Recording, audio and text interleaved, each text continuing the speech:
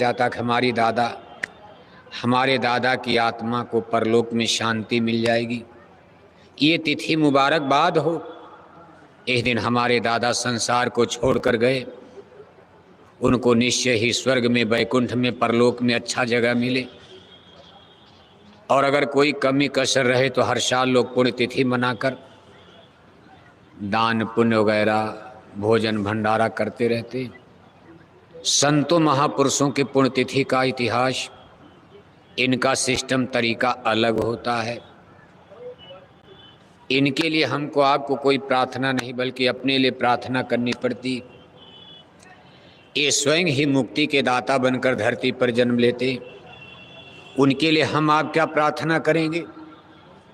हम आप अपने लिए ऐसे तिथि तारीख पर प्रार्थना करते, अवसर मिलता। बाकी सत्संग के लिए, भजन के लिए तो सब सुलभ सब दिन सब देशा, सेवत सादर समन कलेशा। सत्संग के लिए, भजन के लिए कोई तिथि तारीख तो निश्चित है नहीं, लेकिन ये सब अवसर हमारे आपके जीवन में महत्वपूर्ण हो जाते हैं। इस अवसर पर जो कुछ आप करते हो, ये हमारे आपके लिए एक प्रेरणा देते हैं।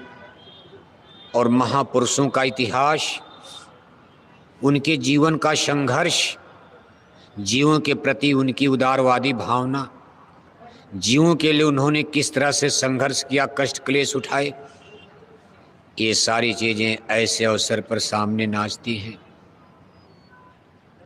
वो कहाँ पैदा हुए, किस जाति में पैदा हुए, क्या उनका धर्म क्या था, उनके कुल वंश, ये तो याद किया ही जाता। लेकिन इस सब से बढ़कर होता है महापुरुषों की शिक्षाएं। अगर महापुरुषों की शिक्षाएं समाज में जिंदा हैं तो महापुरुष अमर हो जाते हैं, शिक्षा पर ही तो लाभ। बाकी हम आप उनकी पुण्यतिथि मनाते रहें, मंदिर देवालय शिवालय में पूजा पाठ करके प्रसादी लेकर घर चले जाएं और महापुरुषों की शिक्षाओं को भूल जाएं। जैसे आज लोगों ने भगवान राम की शिक्षा को भुला दिया, मंदिर बना करके और उसमें पूजा करते, लेकिन भगवान राम की शिक्षा तो कोई मानता नहीं। भगवान कृष्ण की शिक्षाओं को लोगों ने भुला दिया। जन्माष्टमी मनाते कि इस दिन भगवान श्री कृष्ण ने अवतार लिया, जन्म लिया, लेकिन उनकी जो शिक्षा है श्रीमद् भागवत गीता में, उसको आज हिंदू लोग सपोर्ट करने के लिए तैयार नहीं है। फिर उसका बहुत लाभ फायदा नहीं मिल पाता। खैर, अभी अच्छा है कि परम पूज्य स्वामी जी महाराज की शिक्षाएं हमारे आपके बीच में जिंदा हैं।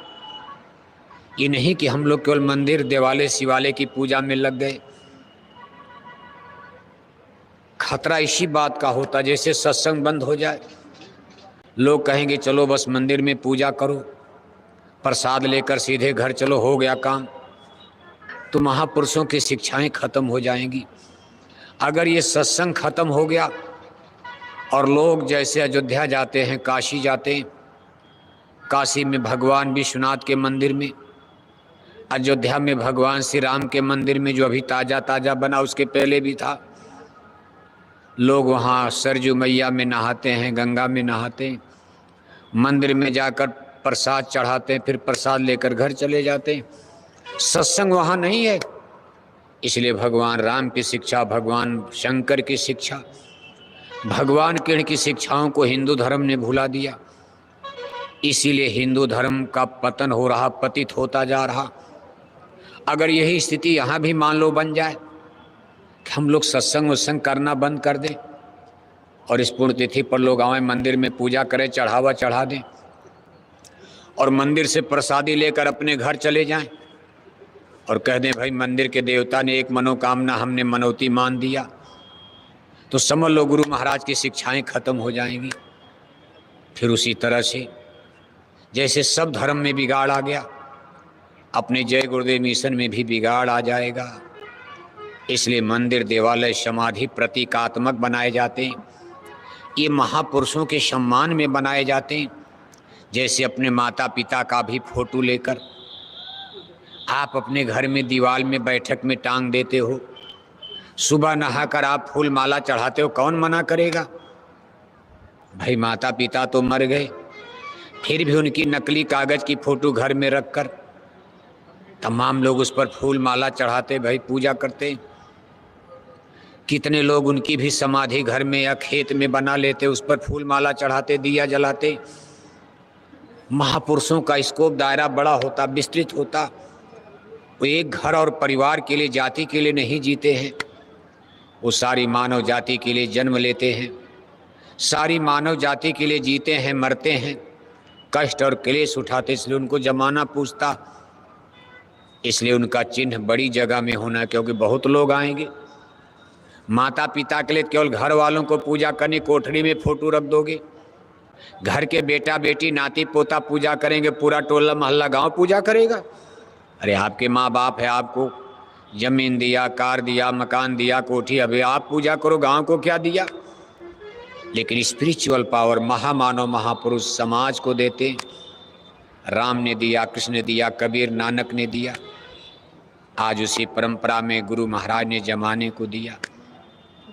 अगर गुरु महाराज न बताते कोई ये भी नहीं जान पाता गुरु महाराज का किस जाति और वंश में जन्म हुआ, उनके गांव का नाम क्या था, उनका जिला कौन था। ये भेद तो गुरु महाराज ने इटावा जिले में जब काफिला लेकर गए भरथना में, खेतौरा गांव के करीब डेरा डाला तो खुद बताया कि भाई यहीं मेरा जन्म हुआ था।